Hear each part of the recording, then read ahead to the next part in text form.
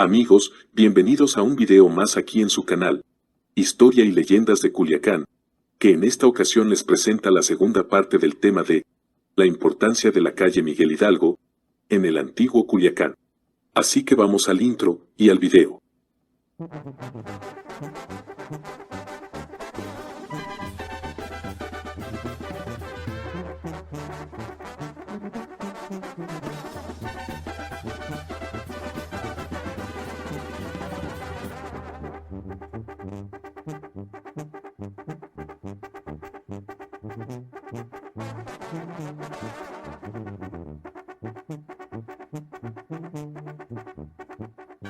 Frente al edificio del obispado, existió la casa habitación del señor don Joaquín Florentino de la Vega y Rábago, el más pequeño de los 18 hermanos que conformaron la antigua y enorme familia de su apellido.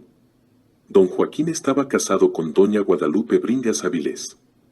Don Joaquín figuró en el gobierno del estado, llegando a ser diputado suplente por Sinaloa, al Congreso Constituyente de 1857, cuyo propietario era Ignacio Ramírez, el nigromante, pero don Joaquín cumplió toda su función.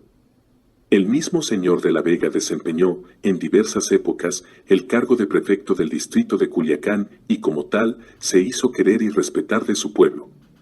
Vivió hasta una edad avanzada, y se dice que, en sus últimos años, ya bastante enfermo, su médico le prescribió una dieta muy dura, por lo que un día harto de ella, se sentó a la mesa del comedor y le ordenó a doña Lupita, su esposa, que le llevara de comer. ¿Pero te hace daño, Joaquín?, objetó la señora. No importa, gritó él, impositivo. Y si no me sirves luego, tiro la mesa. Y como la señora se tardó un poco, don Joaquín, de inmediato levantó uno de los extremos de la mesa hasta la altura de su cabeza, haciendo rodar por el suelo toda la cristalería convertida en añicos. Hay muchas anécdotas que, como la anterior, definen el carácter enérgico y autoritario del último miembro de la antigua familia de la Vega. Con respecto a esa casa, se dice, además, que fue en ella, precisamente en la última habitación de la esquina, en donde después fuera la casa Tellechea ya hoy desaparecida, en donde se hospedó el general Porfirio Díaz en su breve estancia en Culiacán, a su paso para el norte del país, recién recibido de la noticia de haber fallecido en la capital de la República su enemigo político, el presidente don Benito Juárez, contra quien Díaz se había levantado en armas. En el crucero de la calle Miguel Hidalgo con la hoy avenida Álvaro Obregón, en el ángulo noroeste, terminaban los portales que iban desde la calle del Comercio, hoy Ángel Flores. En la acera del sur de ese tramo, existió a principios del siglo XX, un teatro-cine al aire libre, conocido con el nombre de Cine Royal, siendo, en su género, uno de los primeros de la ciudad. No se sabe cómo fue que en su interior surgió un incendio de grandes proporciones y que casi lo consumió por completo y con ello desapareció, ya que los propietarios, en lugar de rehabilitarlo, construyeron un edificio comercial que por un tiempo ocupó el garaje de don José Gómez, y en donde después sería la Mercería Navarro, apellido de su principal propietario. En esa misma cuadra, al terminarla, en la casa que se señalaba con el número 18 a poniente, vivió hasta edad avanzada, y allí mismo murió, el señor don Sixto Flores, un ameritado maestro de más de 2 generaciones. Don Sixto era originario de Tepic, pero llegó a Culiacán siendo muy joven, y desde su llegada, se dedicó por completo al magisterio de las primeras letras, siendo su escuela, por mucho tiempo, la primera de la ciudad. Pendolista convencido, sustentaba, contra la eminente opinión de Chateaubriand, que la buena letra es con frecuencia la base del éxito, y sostenía que la homogeneidad y buen paralelismo de la escritura a mano debía adquirirse desde los años de la niñez, y con un método especial, a los que fueron sus discípulos, los hacía escribir cientos de veces esta frase que él estimaba mágica para su propósito.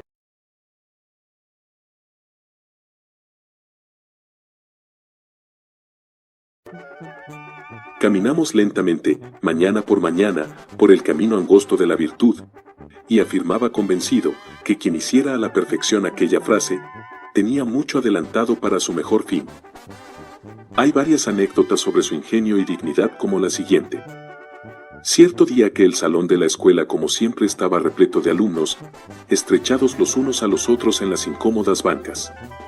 De pronto, dos muchachos se levantaron en el fondo, y a voz en cuello apuntando al compañero vecino, de ojos de diablo y sonrisa de ángel. «Maestro, maestro», gritó uno de ellos. Pablito se tiró una pluma.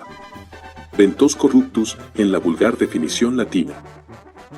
Don Sixto levantó la cabeza, alzó pausadamente a la altura de la frente, los anteojos con que trabajaba sobre unos apuntes y dirigiéndose a los acusadores, les espetó sin el asomo de una sonrisa.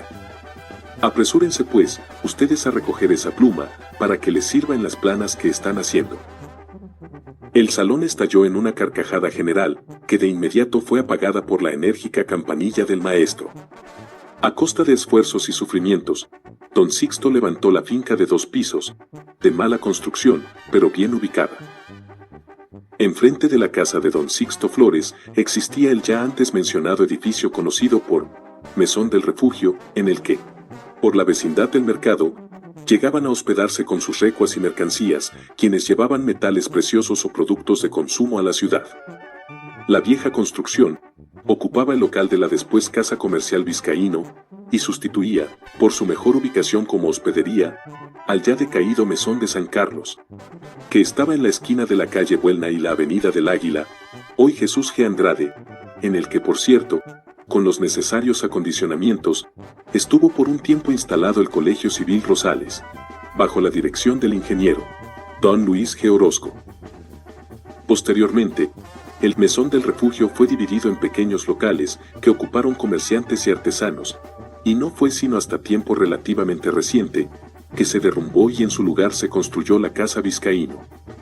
Esquina con esquina del viejo local del Mesón del Refugio, existía la casa en donde habitó todo el tiempo que residió en Culiacán, el señor licenciado don Eustaquio Buelna, historiador, filólogo, estadista, jurisperito, político, en suma, uno de los espíritus poliédricos que han alentado en Sinaloa. El licenciado Buelna fue gobernador del estado en uno de los periodos más agitados de su historia, también fue miembro del Supremo Tribunal de Justicia, y posteriormente, magistrado propietario de la Suprema Corte de Justicia de la Nación. Sus efemérides sinaloenses, que datan de la época de la independencia de México, son todavía valiosas, como elementos para la historia del estado. Don Eustaquio, ya retirado en sus últimos años por su avanzada edad de toda actividad política, regresó de la capital de la República donde últimamente residía, y vino, ya enfermo, a pasar sus postreros días a Culiacán, falleciendo en una casa de su propiedad situada por la calle Benito Juárez de esta ciudad, es el local en el que después ya reconstruido, ocupaba la distribuidora fija. Más adelante, por esta misma calle Hidalgo, hacia el poniente, está localizado, en el mismo lugar en que estaba desde tiempos anteriores, el mercado público de la ciudad, hoy llamado Gustavo Garmendia.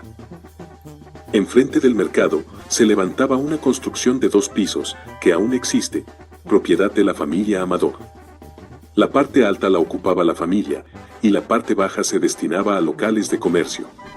Uno de esos locales lo ocupaba don Trinidad Amador, dedicado al comercio de miscelánea, pero con especial dedicación, a fines del pasado siglo, a hacer expendio del mejor pan fabricado limpiamente en el interior de la casa, por lo que era especialmente preferido en su extenso consumo.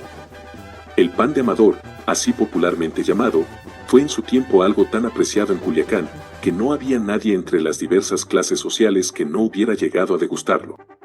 Más al poniente de esta misma calle, estaba el local que ocupaba el lote urbano en donde después se levantó el edificio de 2 pisos de la propiedad de la familia García Penne, pero en aquel tiempo ahí estaba el Cine Luna, que también era al aire libre, y por cuya pantalla pasaron las películas de los mejores artistas en su género en aquella época ya lejana.